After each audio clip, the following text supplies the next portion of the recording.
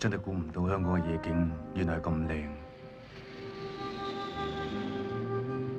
咁靚嘅嘢一下就冇晒，真係有啲唔抵。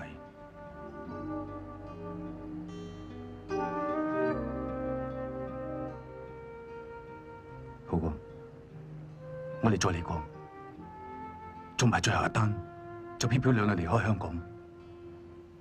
媽，以前嘅出生日子未怕過，唔通今次會怕成咩？唔好逼我再做，我唔會去嘅。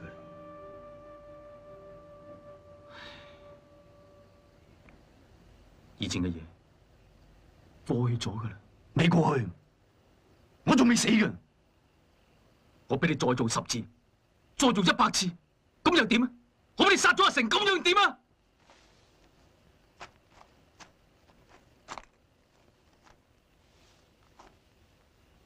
我已經冇咗個細佬，我唔想連你呢個朋友都冇埋。阿媽，你死都死好唔好？唔好講啊！點解我哋我？你冇爭我任何嘢，我從來唔會逼朋友做啲唔想做嘅嘢。我有自己嘅原則，我就唔想成世俾人撳住嚟打。你好中意同人恨啊！我衰咗3年，我等一個機會，爭翻口氣，唔係要證明話俾人聽我威，只係想話俾人聽我唔見咗嘅嘢，我想自己攞翻。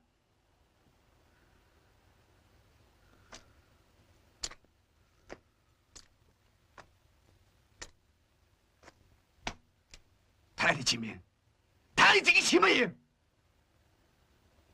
做衰人嗰時俾人鬧，做好人嗰陣連行2步都俾人跟蹤啊！你有爭取過機會咩？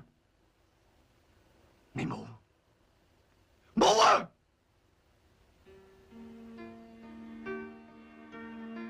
我唔想學你。